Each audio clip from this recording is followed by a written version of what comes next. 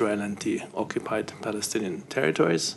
And last but not least, Dr. Sylvie Mays, she's Senior Emergency Officer, and we'll have her here for any questions around Sudan. Now, we have a big list of colleagues online for the purpose today, and that's first Dr. Rick Brennan. He is the Regional Emergency Director in the Eastern Mediterranean region. We have the head of WHO representative from Egypt, Dr. Naima Al-Kassir. We have also the WHO representative in the occupied Palestinian territories, Dr. Rick Peppercorn. And we have the WHO special representative for Israel, Dr. Michel Thieren. Welcome to all of you. And with this, let me hand over to the Director General for the opening remarks.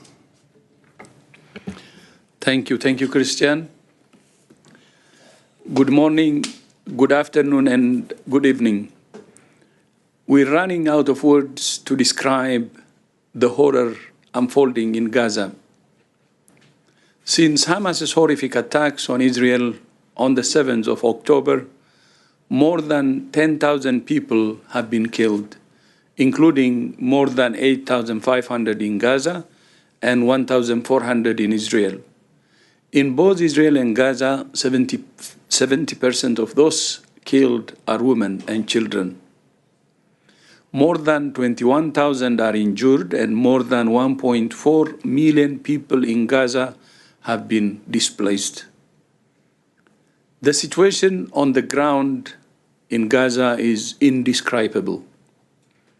Hospitals crammed with the injured lying in corridors, morgues overflowing, doctors performing surgery without anesthesia, thousands of people seeking shelter from the bombardment, families crammed into overcrowded schools, desperate for food and water, toilets overflowing and the risk of disease outbreaks spreading, and everywhere, fear, death, destruction, loss. So far, WHO has verified 237 attacks on healthcare, including 218 in the occupied Palestinian territory and 19 in Israel. Attacks on healthcare are a violation of international humanitarian law. 14 out of 36 hospitals in the Gaza Strip are non-functional. However, functionality is affected by lack of food and clean water and the lack of fuel to power generators.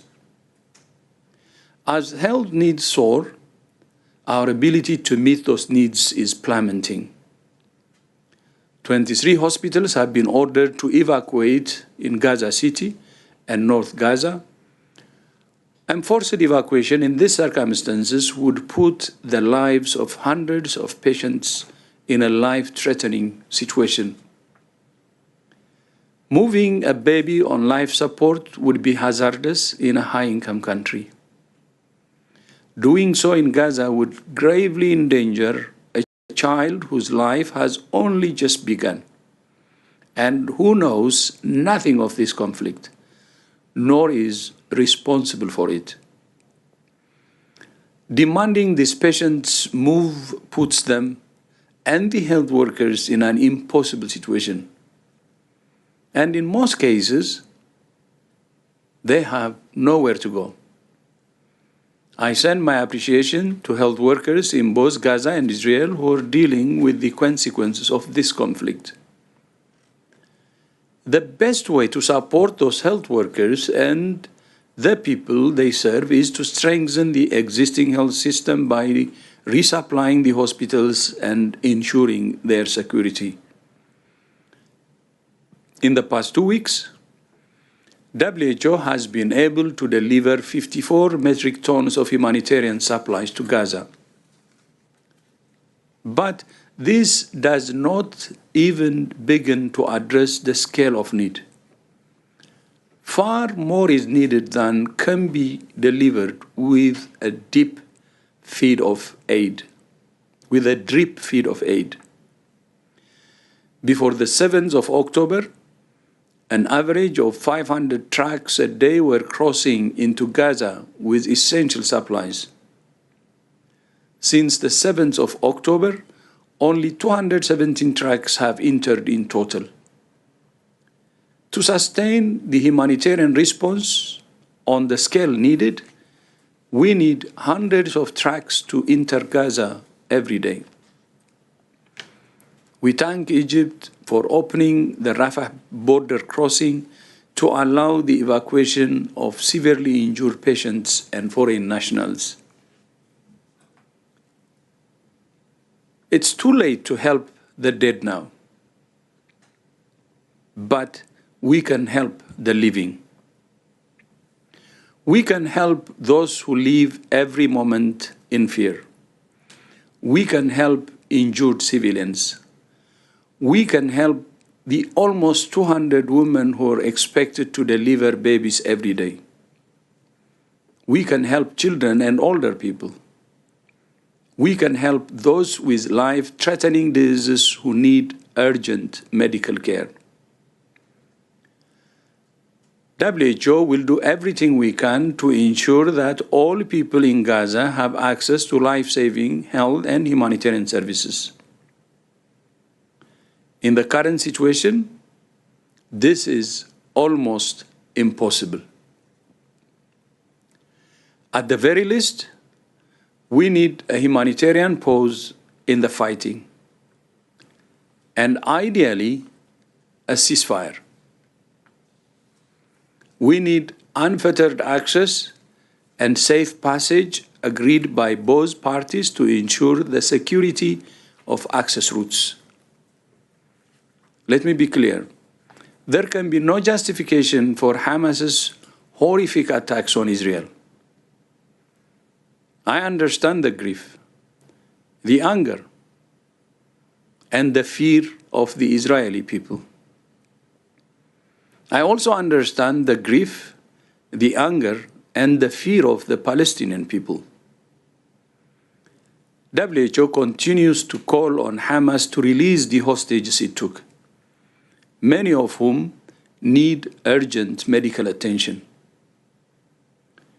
We continue to call on Israel to restore supplies of electricity, water, and fuel.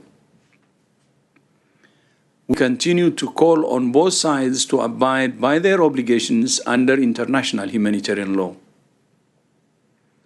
And we call on who can de-escalate this conflict rather than inflame it. With the world's attention is focused on Gaza and Israel, we're continuing to remind the world that we cannot forget Sudan. Since the conflict erupted in April, almost 6 million people have been displaced, including 4.6 million within Sudan. Combined with the more than 3 million people who were already displaced before the war, Sudan now has one of the largest numbers of internally displaced persons in the world. The already fragile health system is buckling under the load of injuries, outbreaks, malnutrition, and untreated cases of diabetes, cancer, and cardiovascular, kidney, and respiratory diseases. In addition to measles, rubella, malaria, and dengue, outbreaks of cholera have been declared in 3 states. WHO is preparing to support cholera vaccination campaigns. More than 70% of health facilities in conflict hotspots are non-functional in conflict hotspots and in areas not directly affected by the conflict. Health facilities are overwhelmed with patients. Critical services have been discontinued in many areas, including for maternal and child care, severe acute malnutrition, and treatment of non-communicable diseases. Meanwhile, the health system itself continues to be attacked. So far, WHO has verified 60 attacks on healthcare since the start of the conflict, including the occupation of a pediatric center in Niala in South Darfur last week.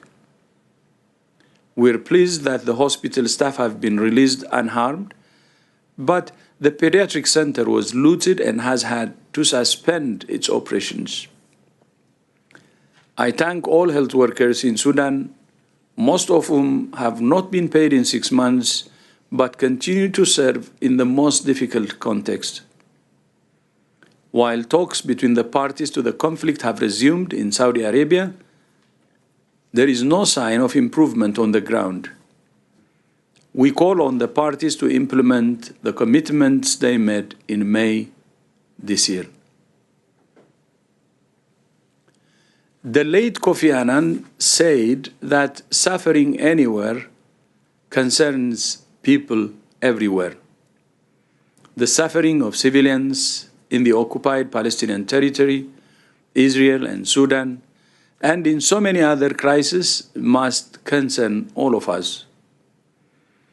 WHO is doing everything it can to alleviate suffering in all of these places. But in each case, the ultimate solution is one thing we can't provide: peace. Christian, back to you. Thank you very much, Dr. Tedros. And with this, we're opening the line for questions and answers now. Let me remind you, in order to get into the queue for questions, please raise your hand with the raise your hand icon. And we'll start with Jennifer Rigby from Reuters. Jen, please go ahead and unmute. Hello, thank you for taking my question. The question is about Gaza. It's slightly two-part. The first is, do you have any estimate for how many people have died in Gaza outside the bombings from the casualties from bombing? And is there any kind of count of that from the authorities or from WHO? And also, who's the most vulnerable? And then the other question is WHO working with Israel to set up a field hospital in Gaza? Thank you very much, Jen. And I guess we go to Dr. Rick Peppercorn, the WHO representative in the OPT. Rick.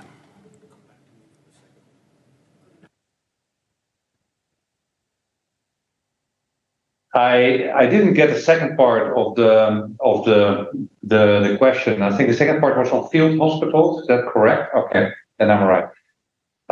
Let me first go to the total number, and I think Dr. Tedros referred already to this staggering number, and unfortunately, we got reports. I mean, the reports unfortunately has been increased. We talk now about 8,805 deaths, of which more than half are women and children, and the injuries over 22,250, including and also for the injuries over half women and children. And displacement was already mentioned of 1.4 million of the 2.1 million Gazans. You asked about field hospitals, and maybe we are definitely we are currently not working on field hospitals, but maybe if I'm allowed, I could say something about the WHO plans and the WHO operational response plan for the next 3 months.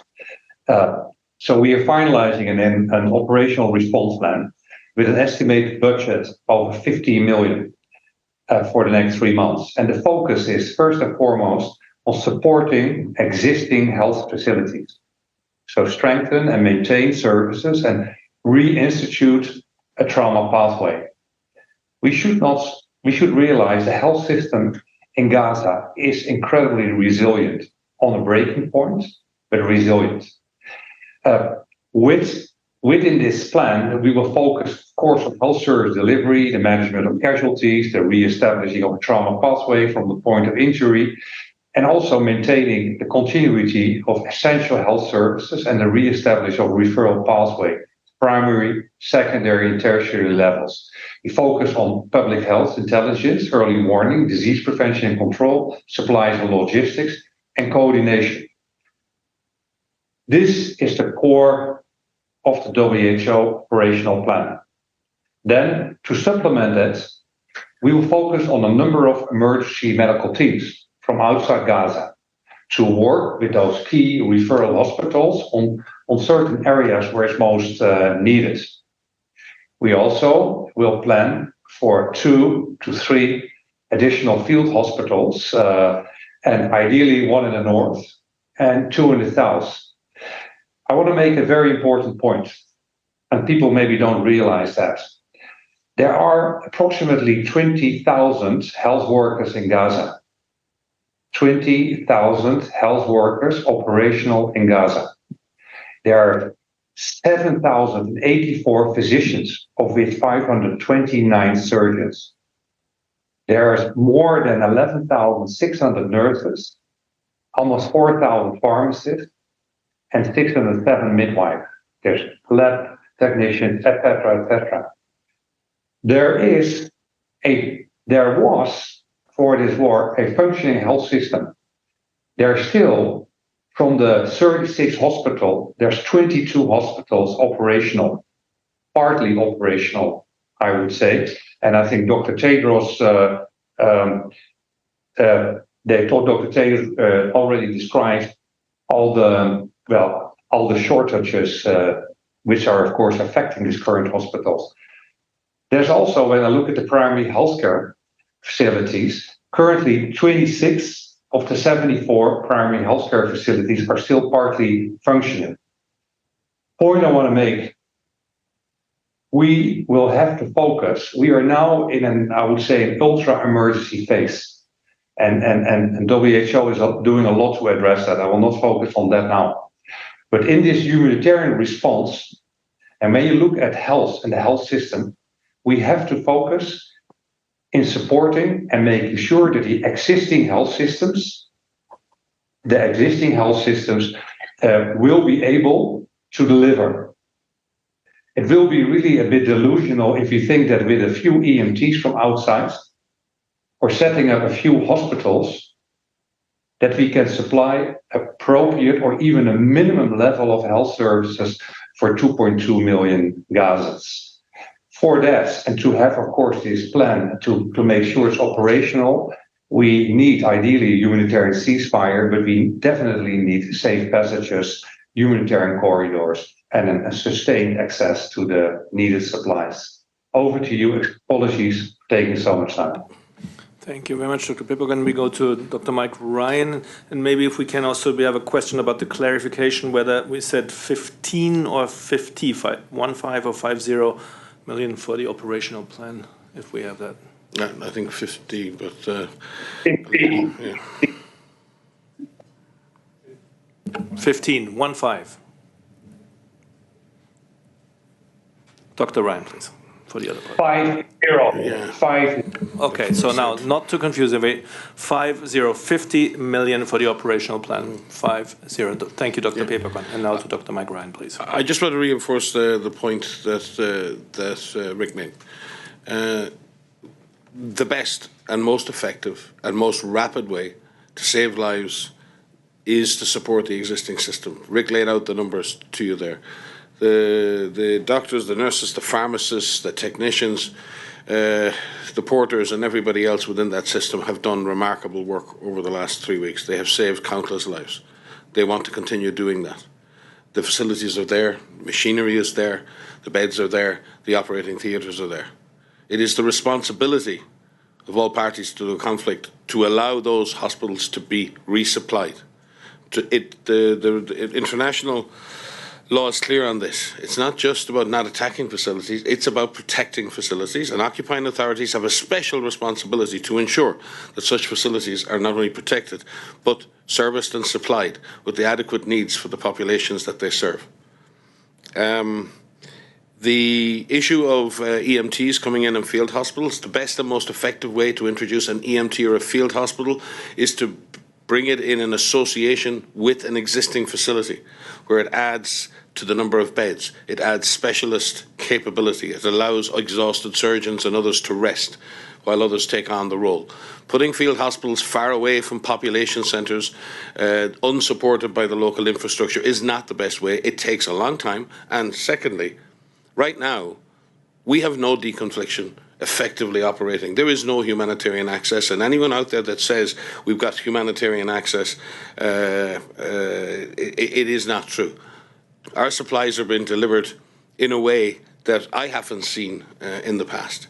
It has been almost impossible to set up appropriate notification, acknowledgement and deconfliction measures in this particular conflict. So getting trucks over the border is one thing. Getting them to the places in which they are needed is another. And that has not been facilitated, that has not been supported. In fact, if anything, quite the opposite. So there is a huge gap between the rhetoric of some and the actual reality for our health workers on the ground and our staff on the ground. That needs to change. Because, quite frankly, I'm sick of hearing all of these reassurances that don't actually exist on the ground for the people we work with. Our staff are operating under duress at the risk of their lives to help ordinary civilians working in and bringing supplies to hospitals. How are we going to bring in field hospitals with further international workers whom we can't even guarantee the basic safety of the staff we have on the ground now? This is unconscionable. This is unthinkable. And I've operated in many different crises in my time, many different situations. And we have never found it as difficult to establish the basic rules of engagement that would allow us to act in a proper humanitarian fashion with minimum guarantees of safety to our staff and to our partners. So the rules of this have got to change. If the international community want WHO and others to bring international staff and international field hospitals into Gaza, they must be able to guarantee their safety, and the occupying power must do likewise. There is no other way to do this. But as Rick said, the best way to do this is to support the existing system. But we will not be instrumentalized in this. We will not become a party to this. We are doctors, we are nurses, we are pharmacists, we are lab technicians, we are porters, we are drivers. Our job is to save lives. That is our only job. Thank you so much. With this, to the next question, it goes to Ashley Furlong from Politico. Ashley, please unmute.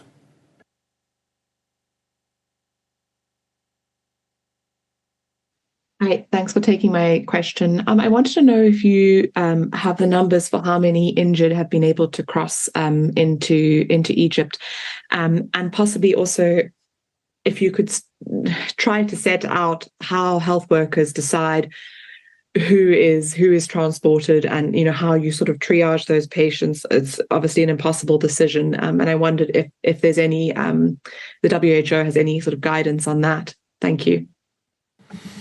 Thank you very much, Ashley. And for the first part, we start with Dr. Nima Al-Kassir. She's the WHO representative in Egypt. Nima, please go ahead.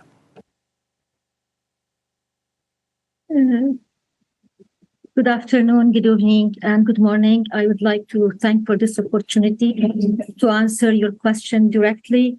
There has been a discussion on the most needed for in terms of trauma and medical evacuation for people who need surgery, the burns, the orthopedic, and at the same time, people who are critical in terms of cardiac problems or thoracic injuries.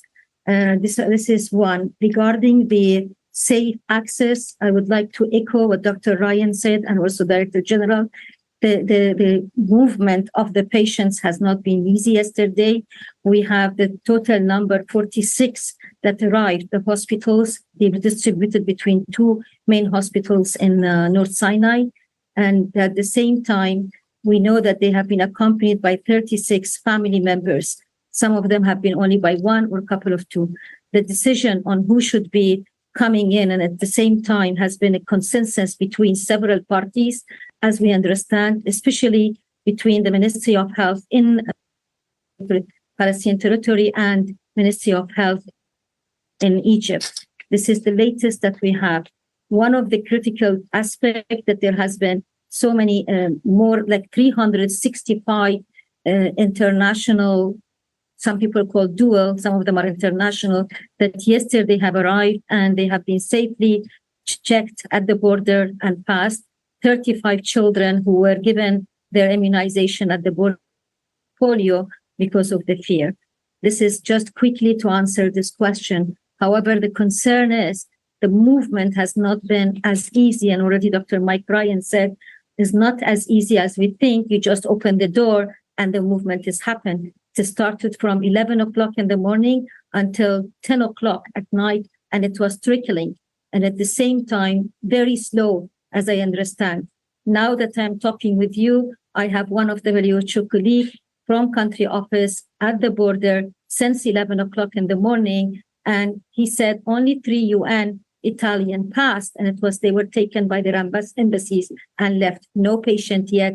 Ministry was expecting patients since morning to come through. And this shows the complexity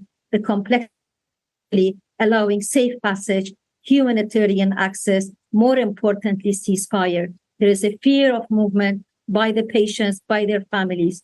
Very well put by Dr. Tedros and by Dr. Mike Ryan. If the children and critical care patients are on machineries to keep them alive, with this movement, they are being put at risk.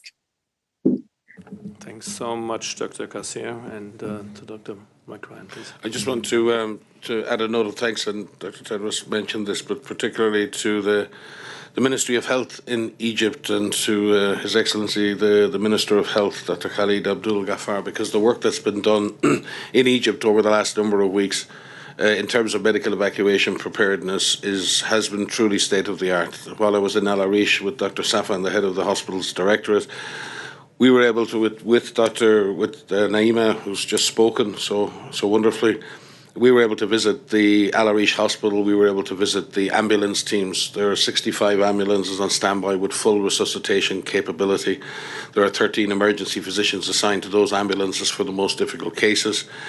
Al Arish Hospital has full resuscitation capability, 30 ICU beds, 6 paediatric intensive care beds, and also has Egypt has brought a number of specialist surgical teams in to work in that hospital, including burns, thoracic surgery, reconstructive surgery, plastic surgery, etc.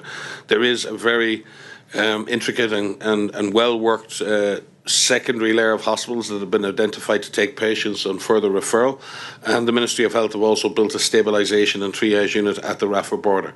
All the preparations are there on site.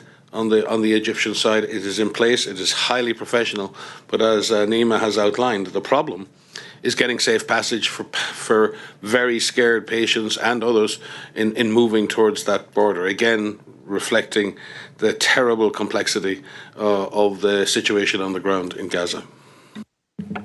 Thank you very much, both. Next question goes to Ari Daniel from NPR. Ari, please go ahead and unmute.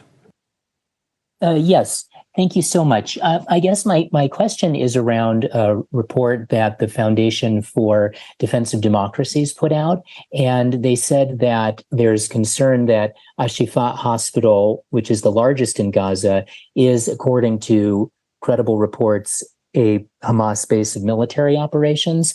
And I was just wondering on the WHO's perspective around potentially disentangling the critical need for care in these hospitals and the potential complications of them being used as a base for military operations. And secondly, if there's time, I'm wondering about what sort of support's being offered for the mental health side of things in Gaza? Thank you. Thank you very much, Ari. Very different questions, and we'll start with Dr. Ryan on the Al-Shifa first. Yes, the reality on the ground at Al-Shifa and other hospitals is that we have thousands of health workers, thousands of patients, probably hundreds of thousands of civilians sheltering at these multiple facilities, particularly all over, but in the north now where they're effectively cut off from any assistance. The rules are clear on this. Healthcare must be protected. We have no information. I know what's going on above the ground. We know what's going on above the ground. We deal with the doctors, the nurses, and the administrators at that hospital and all of those hospitals. And they're crammed full of patients, ongoing operations, intensive care, and much, much else. And in that context, we have no information on what may be happening elsewhere or underneath these facilities. That's not information we would have. It's not information we could verify. The misuse of facilities, and Dr. Tedros just outlined an example from Sudan, where the misuse of facilities for military purposes is equally outlawed under international law.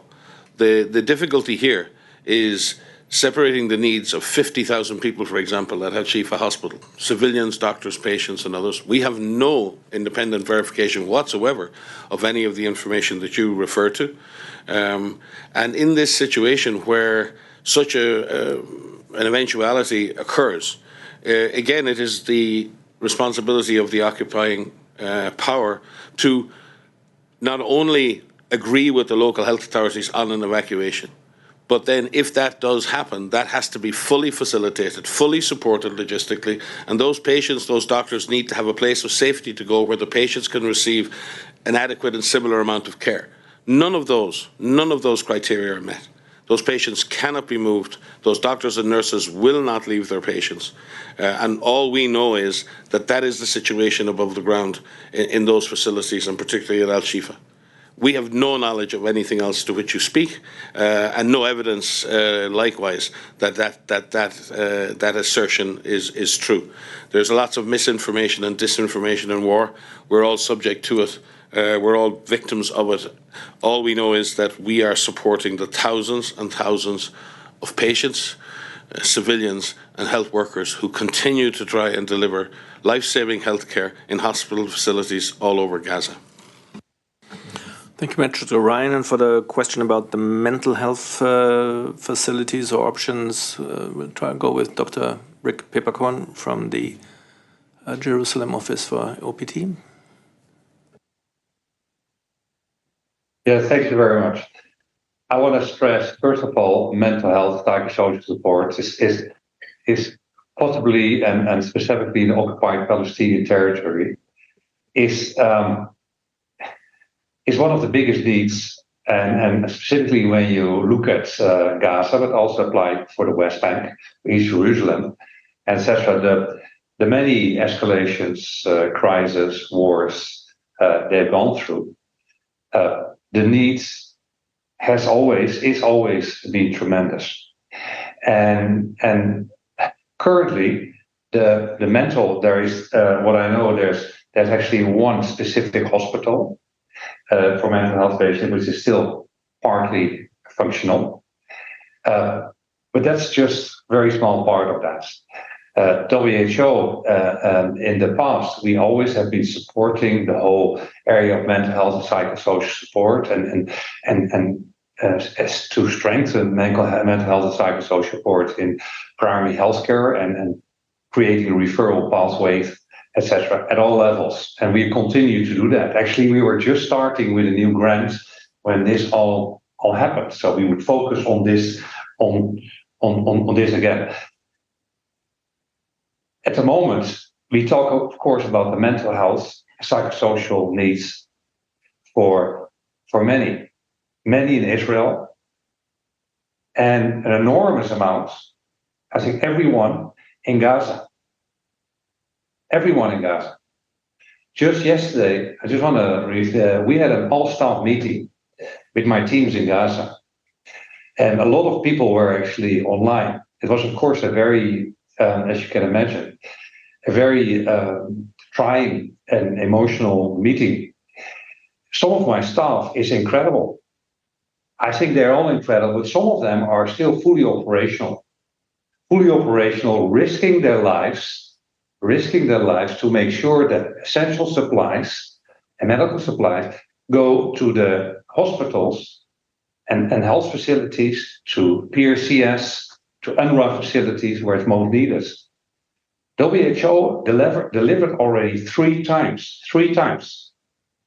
both to facilities in the north, facilities in the south, with my staff risking their lives to do that. But I can tell you that, and this is about UN staff, and people will argue, oh, they're even a bit more privileged than the other Gazans. There were other many of my staff, they were completely desperate, utterly desperate, and utterly depressed, and no vision about life anymore. Well, this is a group of what a lot of people would call privileged staff. So think about the rest of the Gazans, and the Gazans, I mean, like being under blockade for the last 15 years, going through multiple escalations and wars, etc. So yeah, There's an enormous need, and this is just the population. I'm on direct contact with the health workers, with surgeons at various hospitals. Every day we try to exchange texts, and also my staff in Gaza is doing the same thing, so that we can target the supplies as good as possible, the limited supplies as Dr. Tedros were referring to, and many more lined up. And we, of course, get also very disconcerting information about them, their mental health state, of the health of the health workers. So yeah, this is one of the top priorities, and also in our 3 months plan is one of the key topics as well to be addressed. Over to you. Thank you so very much, Dr. Peperkorn. For this, we also need to go to Dr. Michel Thieren, who's our special representative in Israel. I'm sure he has a lot to add here. Over to you. Thank you, Christian. On this side, it's a whole shadow of trauma that is spreading across the countries. The survivors, the family of hostages, the witnesses of atrocities, the displaced population, the hosting communities of those displaced people and survivors. I would even say the decision makers. The whole country is plunged in a night of trauma, and the trauma spreads a bit like a virus. People, there is gradient of trauma with people that are linked together. There are people who stay too long in contact with stories of others. It's really an issue that must be stopped. The Ministry of Health has insisted on the urgency to restore a nationwide mental health resilience. And we have been discussing this the whole day yesterday with health authorities in the presence of Dr. Hans Kluge, who came here also to pay sympathy to those people who are traumatized. I think there is an urgent mental health collapse here in Israel, and it will be urgently addressed, and we are working on that on this side. Thank you very much, Dr. Thieren, and thanks to all of you. A very grim picture you're painting there. Next question goes to Gabriela Sotomayor from Progreso. Gabriela, please go ahead and unmute. Yes, thank you very much, Christian. I know that Gaza is a very important issue, but I have a question on Acapulco, Mexico. So on Wednesday, October 25th, a Category 5 hurricane left the port of Acapulco devastated. Nearly 1 million people live there, with 80% of all homes severely damaged. Severe damage is also present in the hospitals. There's still no access to water, food, medicines, electricity, and fuel is scarce. With the heat and bodies still under the rubble, this could lead to disease outbreaks such as cholera or dengue. The number of deaths are at this moment 46, but a lot of people are looking for their loved ones. So my question is whether the government of Mexico has requested your assistance or your expertise in managing these disasters, or do you have any assessment of the state of the hospitals in Acapulco? Thank you so much. Thank you for taking my question. Thank you very much, Gabriela. You're right. This is easy to forget in the current crisis. I'm not sure we have anyone here today who could talk about this. Maybe Dr. Ryan can try. No, we will come back to you on this. Dr. Ciro Ugarte is a regional emergencies director, and I know that our team in the Pan American Health Organization, the Americans regional office for WHO, are in close contact with the authorities in Mexico and offering assistance. So I will have to update you later on the specifics of what assistance has been requested and what can be provided. But again, our condolences and our hearts go out to people caught in these rapid onset natural disasters, which are becoming increasingly more unpredictable, increasingly more impactful, and they destroy lives all over the world. Climate change is here, the emergency is now, and many people around the world are paying the price for our climate inaction. Thank you. Yeah, thanks so much, Dr. Ryan. And as we said, we'll connect you afterwards. Please get in touch. next question, I think it's a follow-up, goes to Jen Rigby, and I have a sense we forgot a part of your question before, so please go ahead and ask Jen.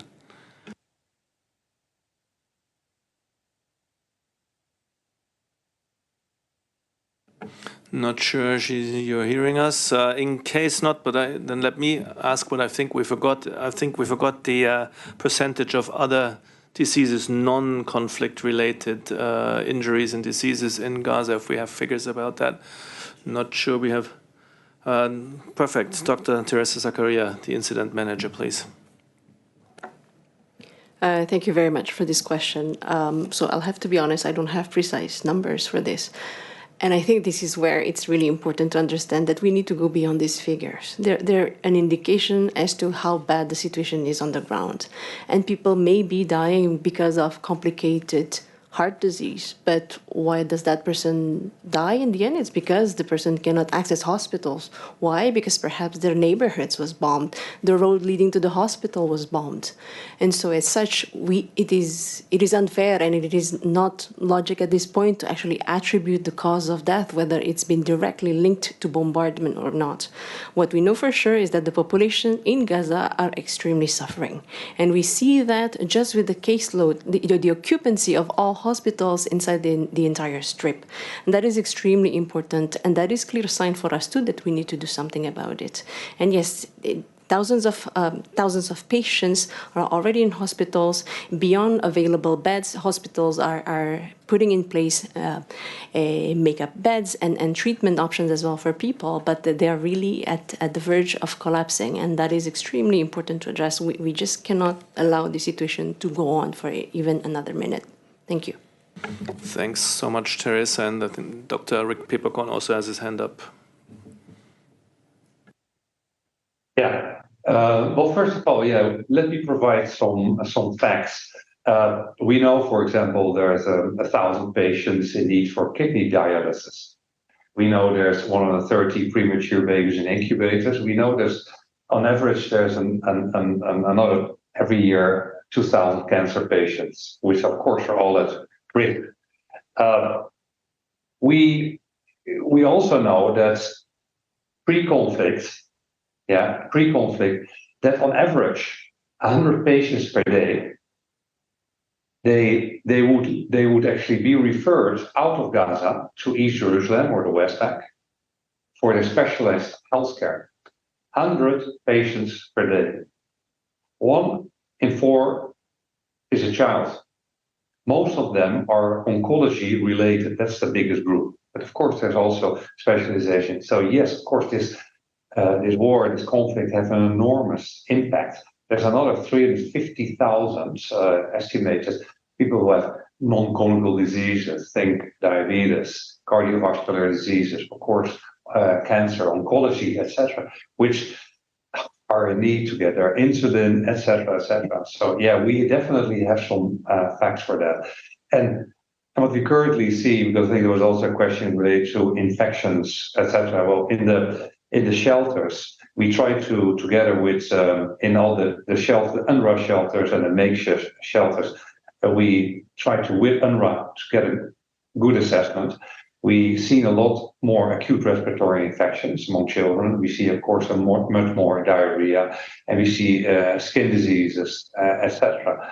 The water sanitation in a number of these shelters is really problematic. So we really have to be able to better monitor for outbreaks and be ready for response. Over to you.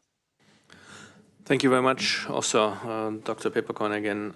We're coming to the hour, but I would like to give a last round of opportunity for our guests online here. Maybe we'll start with Dr. Rick Brennan, Regional Emergency Director in the Middle Eastern region, in the Eastern Mediterranean region. Dr. Brennan, over to you. Yeah, thanks. Thanks very much, Christian. Look, I think that the Director General said it best. The needs in Gaza right now are skyrocketing, while our ability to address those needs are plummeting. You've heard all the statistics from our colleagues. You've, I think, We've tried to convey what that's like for an individual mother or child or father on the ground, particularly those crammed in these overcrowded settings now. Over 700,000 people in schools, and overcrowding, difficult to get access to food, water. We hear these dramatic descriptions now of toilets overflowing and the risk of disease spreading. And then that coupled with the constant bombardment, it's just a really toxic mix. So what you've heard from my colleagues is exactly what we need. We need guaranteed access, secure access, protected access to those in need. We need to strengthen the existing health systems. The field hospitals, which we are consistently asked about, they will only address a small proportion of the need. We need the access. We need it guaranteed. We need a major scaling up of the humanitarian assistance and the cross-border operation. And most of all, we need the ceasefire that the Director General has called for. So thanks very much. Thank you so much, Dr. Brennan. With this, we're coming to the end of it, and thank you all for your participation. Again, we will be sending the audio file and Dr. Tedros' remarks right after the press conference, and the full transcript will then be available later today or tomorrow morning. For any further questions or follow-ups, please write to mediainquiries@who.int. And now we'll go for Dr. Tedros for the closing remarks. Thank you, Christian, and thank you to the members of the press for joining us today. And see you next time.